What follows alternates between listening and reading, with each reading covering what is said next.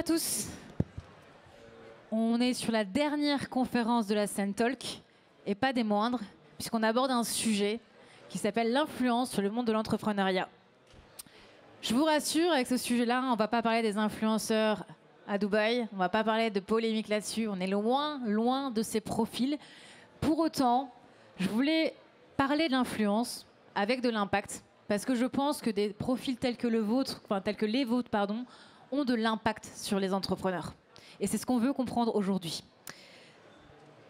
Très concrètement, ce que je pense aussi, c'est que par cet impact-là, vous avez un impact de communication, de propulsion et de distribution pour les startups. Vous avez un vrai rôle en fait dans la croissance des startups, et c'est ça qu'on veut vous expliquer aujourd'hui. Par le passé, je suis passée par la case entrepreneuriat, je suis passée aussi par la case accompagnement de l'entrepreneuriat, et très souvent, des entrepreneurs venaient me voir en me disant « Oui, est-ce qu'il faut que je travaille avec des influenceurs ?» Un peu de méfiance là-dessus, sur le terme notamment, et comment il faut que je réussisse à travailler avec ces influenceurs-là. C'est un monde qui est un peu opaque, c'est pas toujours évident de les contacter. Moi-même, je vais vous avouer que je me suis plusieurs fois cassé les dents. Donc on vient venir ensemble, avec cette table ronde, démystifier ce terme de l'influence. Vous allez comprendre comment il peut avoir un vrai impact sur vous, les entrepreneurs, et pas que, hein, et on va parler d'entrepreneurs au sens large. Et donc, on va aborder ça sous deux prismes. Le premier prisme, ça va être vraiment de comment, en tant qu'entreprise, en tant que start-up, on peut venir travailler avec des influenceurs qui vont, je le rappelle, avoir ce rôle de propulsion de la croissance d'une start-up. T'en parleras, hein, Alexandre, je pense que je te vois déjà acquiescer. Avec plaisir. Et ensuite, deuxième prisme, mais aussi pas des moindres, c'est... Je pense que vous avez tous conscience des réseaux sociaux, de leurs fameux algorithmes, que ce soit Insta, LinkedIn et autres. De moins en moins, on peut venir communiquer sur la page entreprise. C'est les profils individuels qui sont valorisés. Et de par là, forcément, un entrepreneur doit venir incarner sa marque. Il doit venir incarner son entreprise. Et donc, un entrepreneur, j'ai envie de dire, devient un influenceur.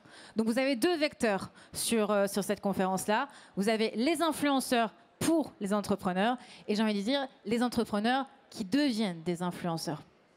Donc, pour parler de ce sujet assez passionnant, j'accueille mes 4 intervenants à mes côtés et je tiens à vous remercier de prendre la parole aujourd'hui. C'est un sujet qui n'est pas évident, on reviendra sur le terme. Tout d'abord, Valran, je te regarde. Valran Moulet-Berthaud. Salut Pauline, salut à tous. Valran, tu es fondateur et CEO du Crayon. Le Crayon qui est le premier média digital sur tout ce qui est débat. Tu en parleras lors de tes réponses. Et tu es aussi fondateur de la Founders Night, qui est un événement qui réunit beaucoup de jeunes entrepreneurs.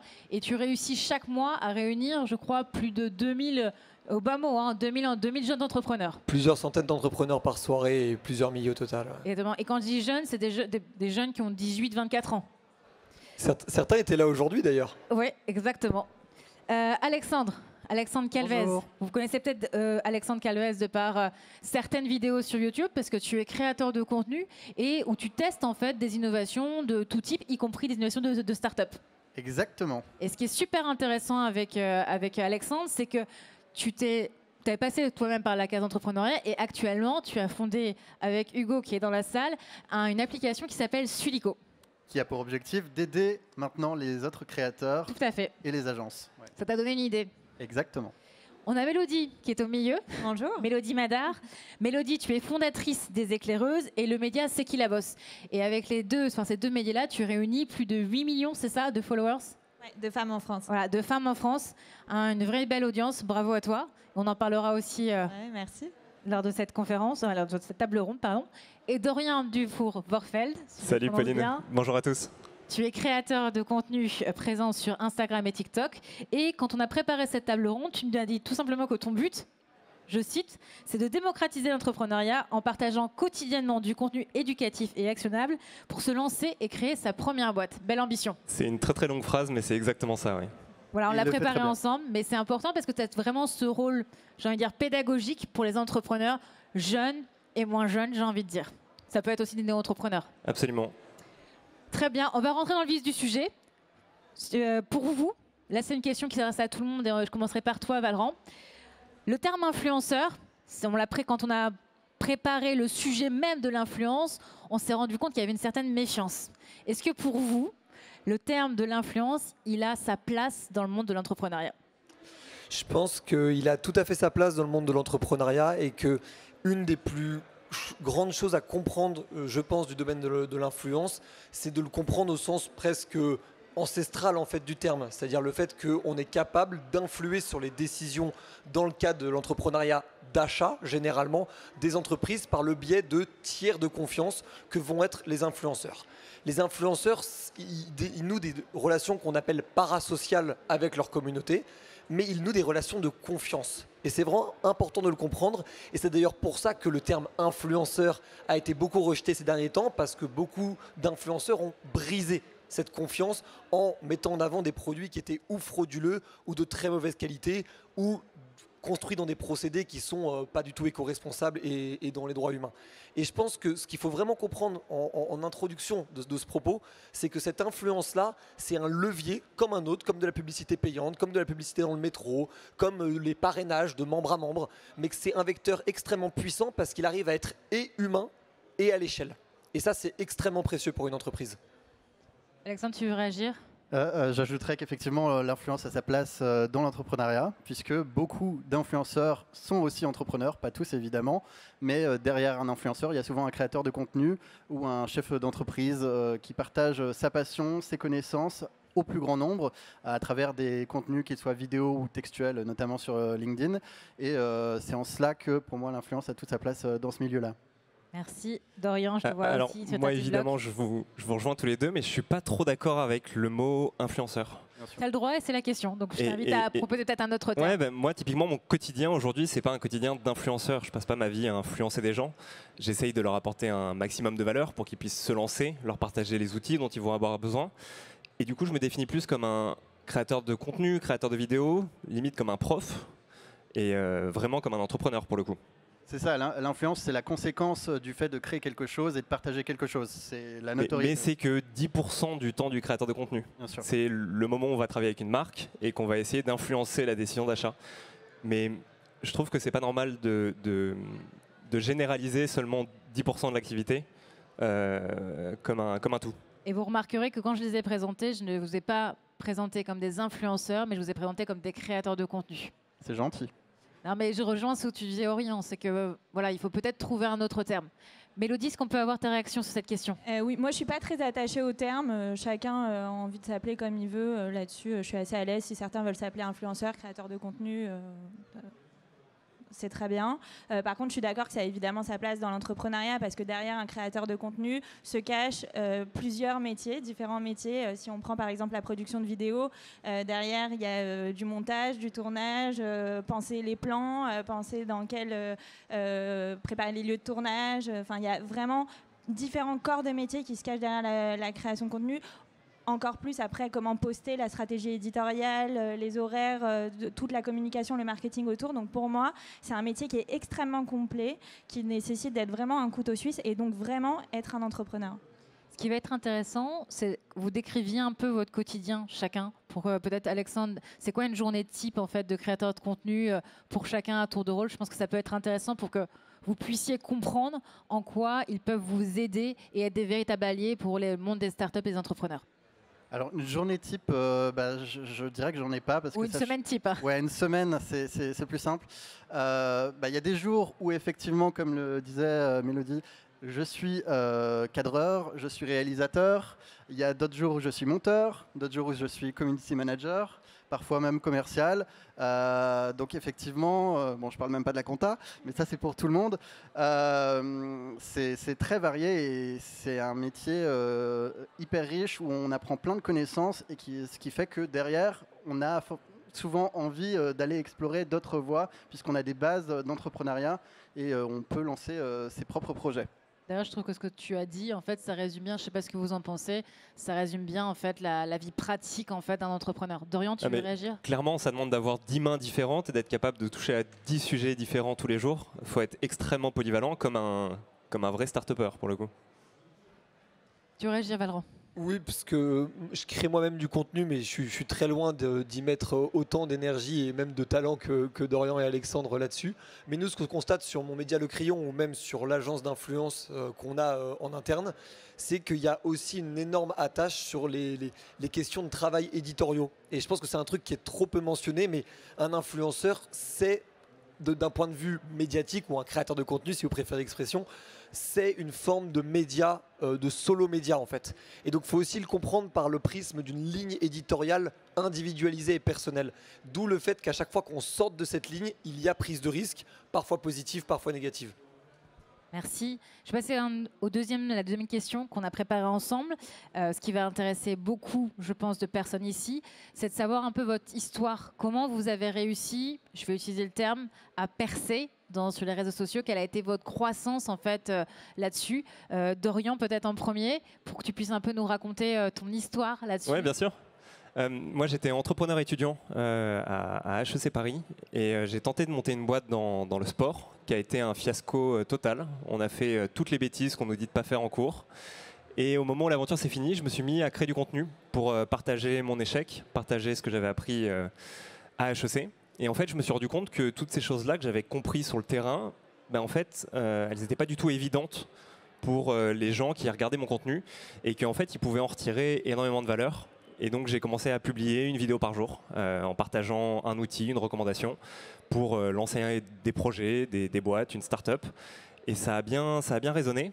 Aujourd'hui, on est plus de 800 000 dans la communauté entre TikTok, Instagram, YouTube, nos newsletters. Et ça atteint presque la taille d'un média puisque ça fait entre 3 et 10 millions d'impressions quasiment tous les mois.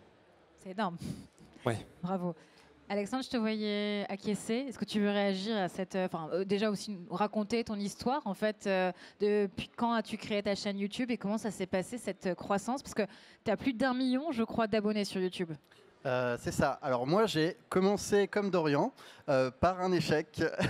À 18 ans, j'ai créé une plateforme de vidéo en ligne spécialisée dans le jeu vidéo. Donc, un passé entrepreneuriat. Voilà, donc j'ai commencé par ça. Et pour alimenter cette plateforme, j'ai commencé à faire des vidéos de jeux vidéo. Malheureusement, la plateforme n'existe plus. Parce que j'ai aussi fait des erreurs que je n'avais pas appris puisque je n'ai pas fait HEC et je n'ai pas fait d'école ou d'études supérieures. Mais tu sais, même en faisant HEC, on fait plein de conneries. Hein. Ben voilà. Donc je ne regrette pas. Et parallèlement au moment où mon site, ma plateforme se crashait, ma chaîne YouTube a décollé. J'ai commencé à créer des formats qui ont bien plu et j'ai développé ça jusqu'à atteindre 400 000 abonnés fin 2013, moment où j'ai décidé de tout arrêter. Parce que ça ne me plaisait plus. Donc c'est la différence avec un média classique, comme effectivement il le disait, là on est tout seul. Donc si on en a marre, généralement il n'y a personne d'autre pour prendre la suite. Donc j'ai tout arrêté, j'ai tout supprimé et je suis parti dans ma ligne éditoriale actuelle qui consiste effectivement à tester des produits pour voir ce qui est effectivement ce qui fonctionne ou pas comparé à ce qu'on nous vend dans les publicités. Et à l'heure actuelle, j'ai 1 200 000 abonnés sur YouTube, pareil sur TikTok, et je dois avoir fait près d'1 milliard de vues au total sur les différentes plateformes. Belle audience et beaux résultats aussi. Je pense que ça va en faire rêver plus d'un. Mélodie? Clairement. Alors moi je suis vieille, parce que je me suis lancée il y a 8 ans. Donc à l'époque, on est parti de 3 constats qui étaient assez forts. Le premier, c'est déjà qu'on se reconnaissait plus du tout dans les médias traditionnels de l'époque, de par plusieurs choses, les sujets qui étaient traités, les femmes qui étaient mises en avant, et notamment le ton qui était employé, qui était très élitiste, avec aucune proximité avec ses lectrices. Le second constat, c'est qu'on assistait à une révolution de la consommation des médias, c'est-à-dire qu'on ne faisait plus l'effort d'aller chercher l'information. Avant, on se rendait en kiosque pour aller chercher l'information, et maintenant, on attend qu'elle vienne directement à nous, sur nos feeds notamment. Et le troisième et dernier constat, c'est que quand on s'est lancé en 2014, il y avait l'émergence des blogs et de l'influence. Donc là, très vite, on a compris qu'on allait assister à une révolution de la consommation des médias, qu'il fallait très vite créer un nouveau média qui parle à cette nouvelle génération, qui a un regard nouveau, qui soit neuf, qui soit inclusif. et surtout qui diffuse son contenu là où on passe la plus grande partie de notre temps, le mobile et les réseaux sociaux, et qui soit capable aussi d'avoir la proximité qu'ont les influenceurs avec leur communauté tout en conservant la caution qu'a un média. Et ça a pris assez vite parce qu'en l'espace de quelques années, on est devenu très rapidement le média social leader en France sur les femmes. Et aujourd'hui, on réunit une communauté de plus de 8 millions de femmes en France.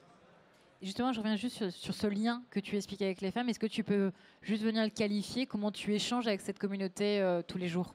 En fait, on aime bien dire qu'on est un peu comme les bonnes copines, mais parce que c'est comme ça que notre communauté nous définit, c'est-à-dire qu'on a vraiment cette envie d'échanger en fait avec notre communauté. C'est pas du tout un lien qui est top-down. Au contraire, on est sur un même pied d'égalité. On est des femmes qui parlent à des femmes, et c'est comme ça qu'on a réussi vraiment à garder ce côté média-influence, c'est-à-dire ce mix entre le média et l'influence. Merci. Valran, tu veux réagir? Oui, et surtout nous expliquer comment tu as fondé le Crayon et comment tu as acquis aussi cette belle communauté de ton côté. Nous, c'était assez récemment, finalement, c'était juste avant qu'on soit confiné, donc on est tombé à pic ou pas d'ailleurs, en fonction des points de vue. Et en fait, c'était un peu pareil que Mélodie, en voyant que l'offre médiatique, nous, c'était sur le débat, était absolument désastreuse, et qu'on voyait que des choses extraordinaires étaient en train d'émerger, notamment les éclaireuses Fresh et Thinkerview, qui étaient les 3 médias qui nous ont beaucoup inspirés quand on s'est lancé. Et on s'est dit qu'on voulait faire ça sur le débat avec un propos le plus neutre ou le plus pluriel possible. Et aujourd'hui, ça nous a pas trop mal réussi. On est un peu moins d'1 million d'abonnés sur nos différentes communautés qu'on a un peu thématisées. Et aujourd'hui, nous, l'objectif, ça va être de pouvoir de potentiellement, au fur et à mesure, aller vers d'autres thématiques et vers potentiellement d'autres médias pour rejoindre ce qu'on fait. D'ailleurs, tu as le surligneur, si je ne me trompe pas. Exactement. On a en plus en partie derrière 2 agences, l'une de personal branding pour les entrepreneurs et l'une de création de contenu et d'influence pour les entreprises. Le surligneur et le pinceau. Merci Valran. Maintenant, je vais passer à des questions plus particulières, dues à votre histoire, dues à votre aussi histoire entrepreneuriale, j'ai envie de dire. Dorian, je vais commencer avec toi. Tu nous as expliqué un peu comment tu avais monté ta boîte. On va parler d'échecs ni de fiasco. Pour moi, ça fait toujours rebondir. Mais est-ce que tu peux, par rapport à toute cette communauté de 900 000 abonnés, revenir sur cette notion de se dire je suis créateur de contenu et au final je suis un entrepreneur. Est-ce que pour toi tu assimiles ça à l'entrepreneuriat et nous dire en quoi, et expliquer surtout à notre public ici, en quoi c'est l'entrepreneuriat? Ok. Oui, moi, premièrement, déjà, clairement, je me sens comme un entrepreneur sur un marché qui est assez nouveau et qui a été assez peu défriché. C'est un monde assez opaque, comme tu le disais tout à l'heure. Un truc qui est assez rigolo, c'est j'ai accompagné quelques entrepreneurs sur leur stratégie de communication et ce que j'ai beaucoup remarqué, c'est qu'ils prennent les choses à l'envers. C'est-à-dire qu'ils vont souvent avoir une solution formidable à un problème qui n'existe pas parce qu'ils n'ont pas parlé à assez d'utilisateurs potentiels ou assez de clients potentiels. Et en fait, la communauté, elle permet de renverser complètement ça et de faire de l'entrepreneuriat dans le bon sens. C'est-à-dire qu'on va créer sa communauté, on va échanger avec elle, on va la connaître, on va connaître ses besoins et on va pouvoir co-créer un produit avec elle qui, a priori, sera un carton, si on fait ça bien, parce qu'on a déjà une base de clients et surtout, le produit, on l'a conçu pour eux. Et en fait, c'est ça de l'entrepreneuriat dans le bon sens. C'est aller chercher de la data, et ensuite créer un produit adapté. C'est ce qu'on a vu avec Respire et Justine Hutto, c'est le playbook parfait et la boîte cartonne. Là, en ce début d'année, je suis en train de lancer une plateforme justement pour pouvoir passer à l'échelle et pour rendre l'éducation business accessible à tous et bien plus concrète et bien plus actionnable, toujours dans cette volonté de démocratiser l'entrepreneuriat et l'accès à l'éducation sur les sujets économiques et business. Et en fait, le fait d'avoir une communauté derrière nous, ça nous permet d'avancer 10 fois plus vite et 10 fois plus fort. On co-crée tous les produits avec eux. On les fait tester et surtout on a une communauté de clients en fait qui sont là prêts à acheter dès qu'on lance un nouveau produit.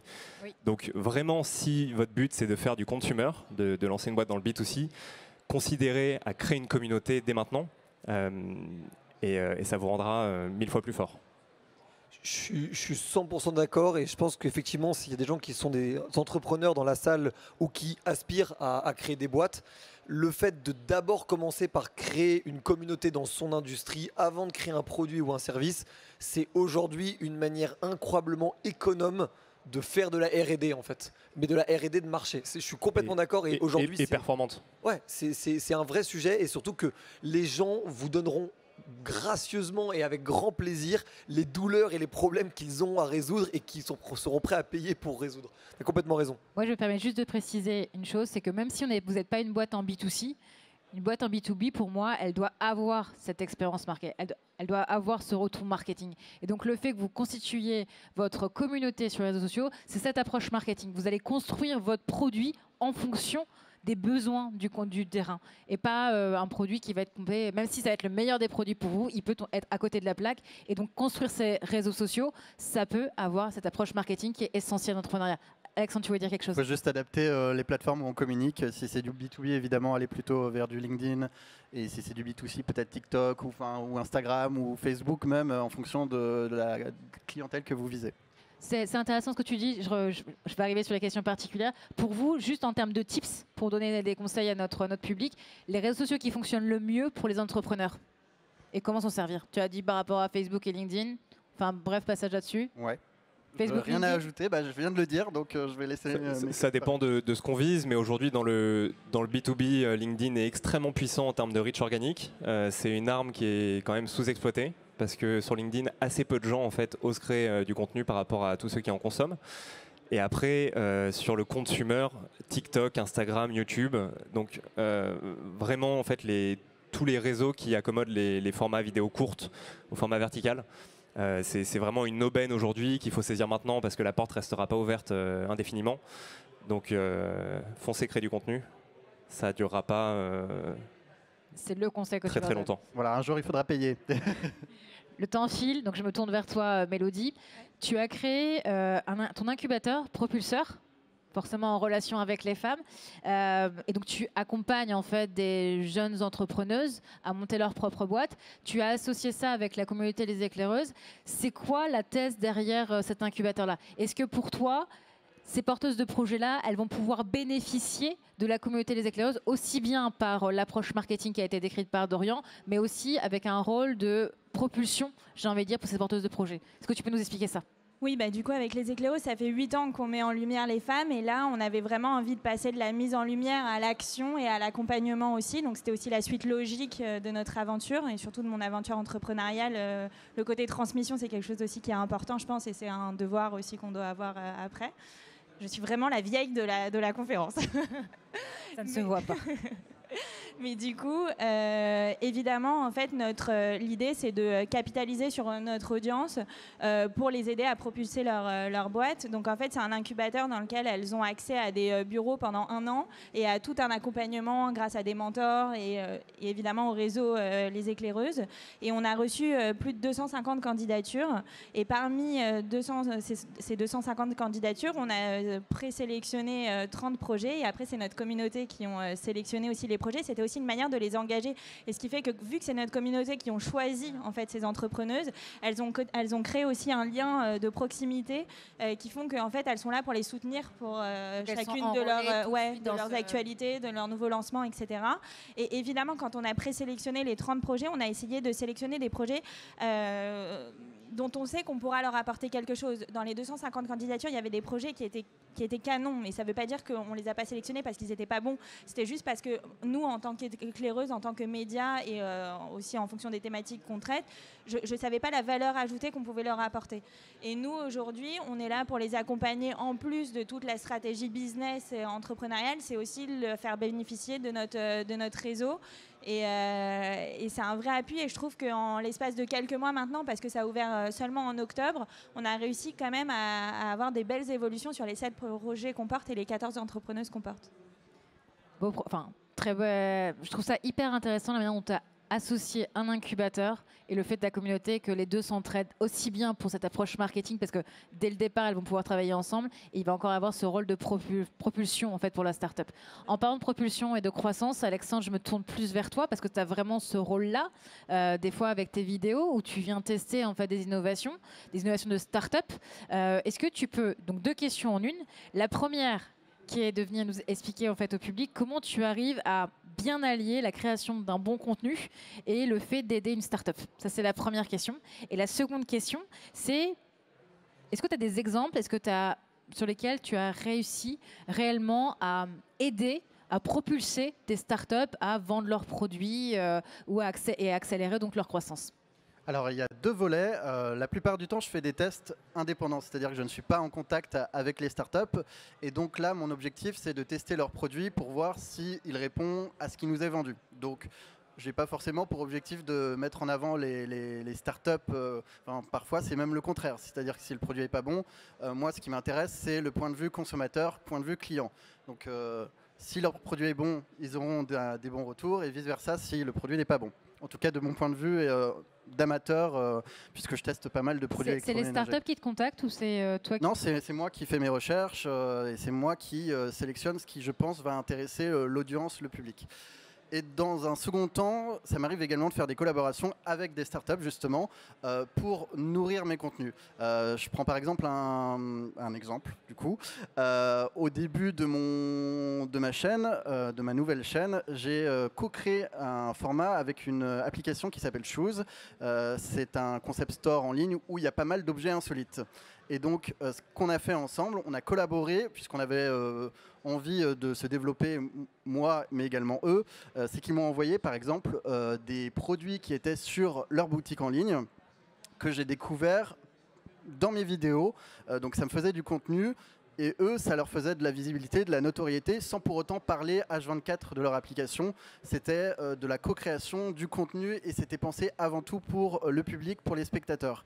Donc il y a cette démarche-là. Et puis maintenant, je vais utiliser cette propre influence, cette propre notoriété et toute mon expérience pour aider d'autres créateurs, puisque je vais lancer Sulico dans quelques semaines avec mes associés, qui est une plateforme qui va aider les créateurs à se décharger de toutes les tâches dont on a parlé précédemment pour se focaliser sur la partie créative et à avancer dans leur carrière. J'ai une question très concrète qui va intéresser beaucoup de monde. On a parlé des startups avec qui tu collabores pour co-créer du contenu. Comment des personnes qui sont dans le public, comment des entrepreneurs peuvent-ils travailler avec vous? Je commence par toi, Alexandre, et on va peut-être faire un petit tour de table, ça sera intéressant là-dessus. Le point principal à prendre en compte, c'est effectivement la ligne éditoriale. On en a parlé au début. Il y a beaucoup de startups et d'entreprises qui pensent d'abord au côté monétaire, c'est-à-dire on va leur donner un chèque, donc ils vont dire ce qu'on a envie, etc., etc. Mais ça ne se passe pas du tout comme ça, puisque on est des médias, on a notre ligne éditoriale et on ne peut pas faire d'erreur. Il faut absolument être transparent. On a un devoir vis-à-vis de notre audience. Donc, la première chose à penser quand on contacte un créateur, c'est de proposer de la valeur ajoutée. C'est-à-dire, qu'est-ce qu'on peut faire ensemble pour créer quelque chose qui va autant nous apporter à toi qu'à nous. Voilà, donc ce serait une vraie collaboration. Voilà, c'est ça. Une autre action, Valran, peut-être comment une entreprise, un entrepreneur peut venir, même un néo-entrepreneur peut venir travailler avec le crayon? C'est une bonne question. Il y a les agences pure et dure que nous on a. Donc là pour le coup on fait confiance à un tiers dont c'est l'expertise. Mais on peut très bien le faire sans. Et là dans ce cas-là, ça nécessite une vraie compréhension, pas seulement de la ligne éditoriale, je suis totalement d'accord, c'est important, mais également de l'audience. Derrière quelqu'un qui fait des conseils en développement personnel, il peut y avoir 90% de femmes ou 90% d'hommes sans qu'on s'en rende compte en regardant le contenu. Et c'est important de vraiment le mesurer et du coup de bien comprendre les audiences, mais aussi du coup de demander aux créateurs quelles sont ces audiences, parce que on peut aussi avoir des communautés qui sont francophones, mais qui sont par exemple pas françaises. Donc pour des produits qui se livrent pas en dehors de France, il peut y avoir un pourcentage de l'audience qui est dès le début de la collaboration pas touché. Parce qu'en fait, il n'y a pas eu ce calcul de c'était un contenu très inspirationnel entrepreneurial. En fait, il y avait beaucoup de gens qui étaient en Suisse, en Belgique, au Maghreb, en Afrique ou même dans d'autres pays. Et ça, c'est important de vraiment le mesurer. Donc, venir travailler l'audience et bien vraiment qualifier l'audience. Comprendre l'audience, effectivement. Ouais. Et la qualifier. Exactement. Et peut-être avoir des métriques aussi, comme un entrepreneur, pour pouvoir dire combien de personnes je vais toucher, est-ce que c'est plus d'hommes, est-ce que c'est plus de femmes, il faut demander le kit média aux créateurs. Ça s'appelle un kit média, c'est comme un portfolio pour les photographes ou les artistes. Sauf que là, c'est nos chiffres détaillés par réseau, ce qui permet aux clients d'avoir une audience plus précise. Voilà, donc demander un kit média potentiellement, ça c'est aussi un conseil qu'on peut retenir. Est-ce que Dorian Méladi, vous voulez réagir là-dessus? Ouais, avec plaisir. Quand je travaille avec une marque, moi je veux que le contenu soit aussi bon que si j'avais pu le faire moi-même. Donc ça, il y a un gros screening de mon côté qui fait que je ne travaille pas avec tout le monde. Pour bosser avec un créateur, soit on passe par des agences, comme tu le disais, soit on passe en direct. Quand on passe en direct, c'est souvent moins cher, on peut négocier un peu plus ferme. Et donc là, ça peut être assez compliqué parce qu'en tant que créateur, on reçoit beaucoup de sollicitations de partout. Et donc il faut faire quelque chose d'extrêmement personnalisé. Pas hésiter à vous projeter avec le créateur, à pourquoi pas partager des intentions créatives et vraiment personnaliser l'approche. Si vous me contactez sur Instagram, je verrai certainement pas votre message parce qu'il y en a trop. Donc la petite astuce, si vous voulez le faire, c'est de mettre en première ligne le titre de pourquoi vous êtes là. Par exemple, demande de collaboration. Parce qu'en fait, j'allais dire, est-ce qu'on peut avoir des astuces ça c'est vraiment pour se démarquer et réussir à attirer votre attention. Le petit hack pour se démarquer, vous mettez un smiley et vraiment une proposition de valeur forte pour le créateur dans la première ligne. Ça permet que nous, quand on va dans notre boîte, entrante, en un coup d'œil, on peut voir que ce message-là sera intéressant et donc on va le regarder. Sinon, ce que je vous conseille, c'est d'aller sur des réseaux annexes, LinkedIn, Twitter, où on est peut-être moins suivi et d'essayer de nous attraper par là-bas, d'essayer de venir nous voir aux événements comme ici. Ou alors passer par les mails. On met souvent notre mail dans la bio, mais on en reçoit beaucoup et donc c'est pas évident de tout traiter. Pareil, peut-être dans l'objet, être plus percutant sur l'objet. Ouais, il faut faire des objets sexy, ouais. Okay. Sexy et personnalisé parce que c'est quand même rare. Donc sortir du lot est assez simple. Merci. Mélodie. Moi, il y a deux réponses. La première, c'est déjà si on veut collaborer avec les éclaireuses. Nous, on a un média, donc on se nourrit forcément des communiqués de presse. Donc l'idée, c'est c'est assez ouvert. On reçoit pas mal d'informations et on les traite si ça a une affinité avec notre audience. Donc là-dessus, c'est assez simple. Après, avec les éclaireuses, on travaille pas mal avec l'influence parce que notre business model repose sur la publicité et on crée des campagnes pour les marques. Et de plus en plus, les marques ont envie d'incarner, en fait, de faire incarner les campagnes publicitaires par des influenceurs. Moi, j'ai une chose dans laquelle j'aime beaucoup travailler comme ça, c'est-à-dire ne pas faire des one-shots. Je trouve que c'est un peu comme dans tout, quand vous êtes sur les réseaux sociaux, par exemple, vous voyez un resto, vous l'avez vu une fois, vous ne l'avez pas retenu. La deuxième fois, vous dites « Ah, ça m'a dit quelque chose ». La troisième fois, vous l'enregistrez. Et la quatrième fois, quand vous devez aller choisir un resto, vous allez dans ce resto. Et je trouve que c'est beaucoup mieux de travailler dans ce qu'on appelle un fil rouge avec un influenceur, parce que j'entends beaucoup d'entrepreneurs ou de marques qui me disent « Oui, j'ai travaillé avec cette créatrice de contenu ou avec ce créateur de contenu, mais je n'ai pas eu de retombées ». Mais en fait, les retombées, ce n'est pas instantané. Je pense que c'est des retombées qui se travaillent. Donc travailler sur, je préférais choisir moins d'influenceurs, mais de travailler sur la durée avec. Et une deuxième chose, c'est bien de se demander pourquoi la communauté de l'influenceur le suit. C'est-à-dire que aujourd'hui, vous êtes une marque de déco, par exemple, vous aimez bien une fille mais qui a l'habitude de poster des looks. Quand elle va poster sa table, en fait, les gens la suivent pas parce que ils aiment son univers déco. En fait, ils aiment parce qu'elles aiment ses looks. Donc il y a quelque chose qui ne fonctionne pas. Donc l'idée, c'est de savoir pourquoi on suit l'influenceur et essayer de travailler dans la durée pour qu'il y ait des véritables retombées sur l'année. Ce que je retiens de ce que tu dis, c'est une vraie collaboration qui doit s'installer. Moi, je trouve que c'est mieux. Je retiens aussi une chose, c'est peut-être que vous avez envoyé une fois un message à Mélodie, peut-être réitéré plusieurs fois jusqu'à temps qu'elle se rappelle, comme le restaurant, de se dire « Ok, c'est bon, j'ai rendu telle start-up, il est accroché, il s'est rendu, il s'est démarqué. » Ouais. Alexandre, tu voulais réagir? Je te voyais réagir quand Dorian et... Non, c'est ça. Et puis, c'est aussi ne pas regarder que les chiffres. Je pense que c'est important aussi de regarder le côté, en tout cas si on veut s'adresser et mettre en avant son produit, regarder le côté créatif. Parfois, il vaut mieux prendre un influenceur qui a une plus petite communauté, mais qui a un côté créatif plus poussé, qui va mettre en avant votre produit d'une manière singulière, sans que vous lui imposiez quoi que ce soit, et lui laisser libre cours à son... C'est de la création du GC aussi, ouais, et c'est très important pour les marques, c'est-à-dire aussi de passer par des créateurs de contenu pour qu'ils créent du contenu, et on ne l'attend pas forcément pour les performances et les résultats, mais aussi pour sa proposition de valeur, qui est une vraie valeur, et que les marques puissent aussi réutiliser dans leur communication. Ça, c'est un vrai bon conseil peut-être aussi. Ne vous embarquez pas à aller chercher peut-être les rockstars de l'influence. Démarrez aussi avec des micro-influenceurs, ça peut être intéressant. Tester pour des retourner à cette démarche modèles, marketing que tu expliquais. En fait, ça dépend globalement d'une chose, c'est est-ce que vous voulez de la conversion ou de la notoriété.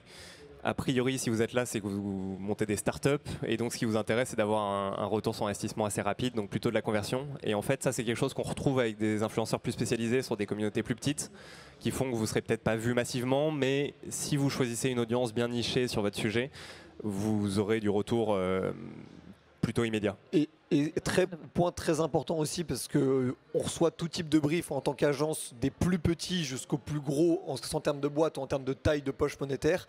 Ne faites pas d'influence si vous n'avez pas de product market fit.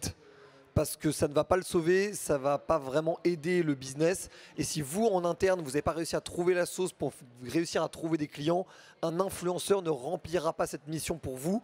Et en plus, vous serez frustré et vous mettrez la faute sur lui, ce qui vous leurrera encore plus dans le fait que vous n'avez pas de product market fit. Justement, tu as le micro, Valorant. La dernière question est pour toi.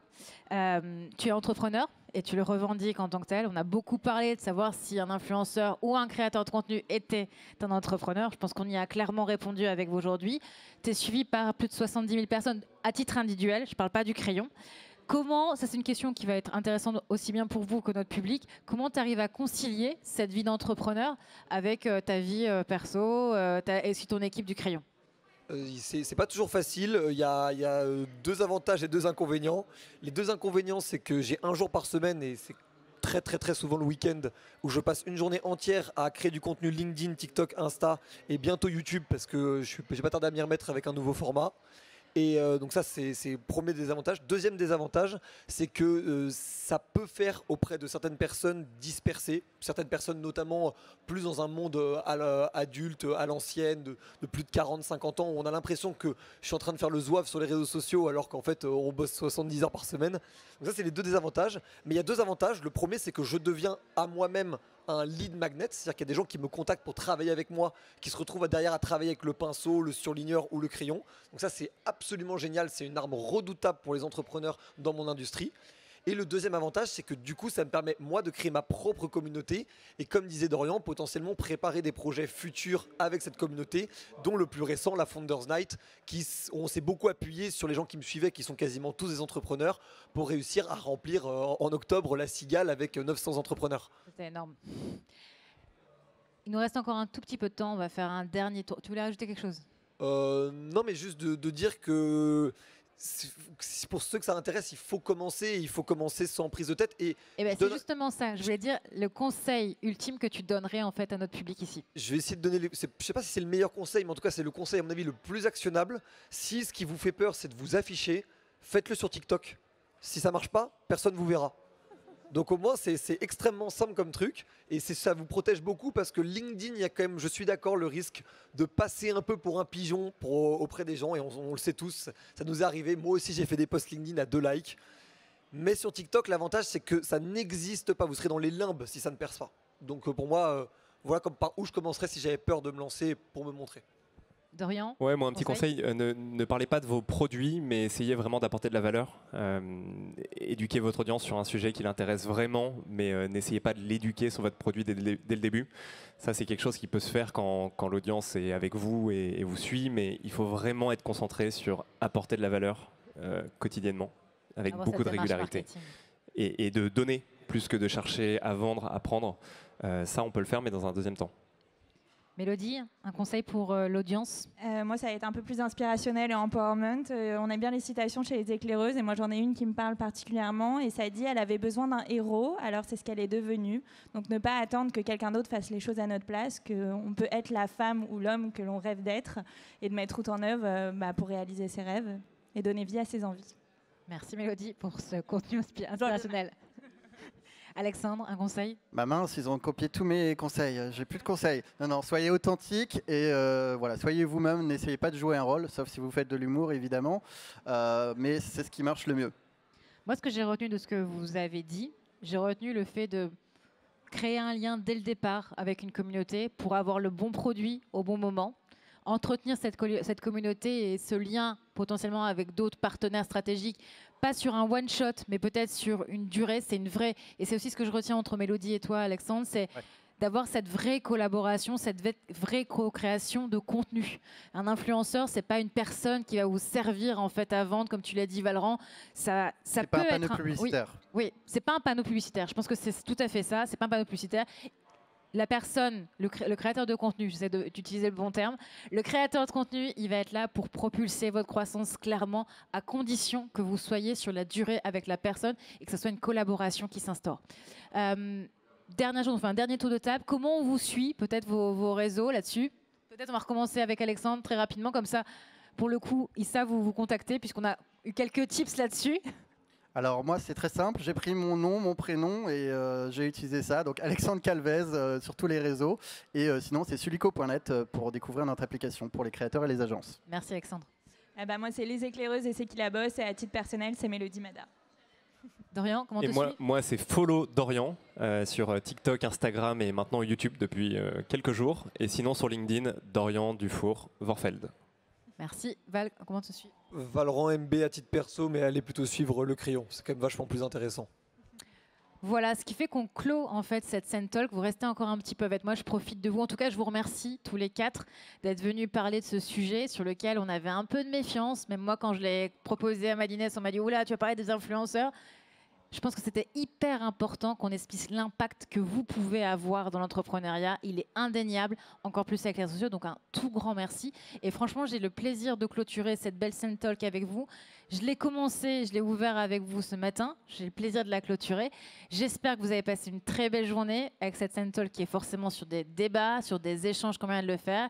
J'espère que ça vous a apporté des idées et peut-être à l'issue, tu l'as parlé, tu l'as dit Dorian, peut-être bénéficier à la sortie de scène de potentielles collaborations. C'est aussi ça à quoi on sert à Madines et à la Madi Keynote. En tout cas, je vous souhaite une très belle soirée. Je crois qu'il va y rester une dernière vision à aller voir là-bas, sur la scène vision. Blaise Matuidi, il me semble. Je vous souhaite une très belle soirée et peut-être à l'année prochaine, ici même sur la scène Talk. Merci beaucoup.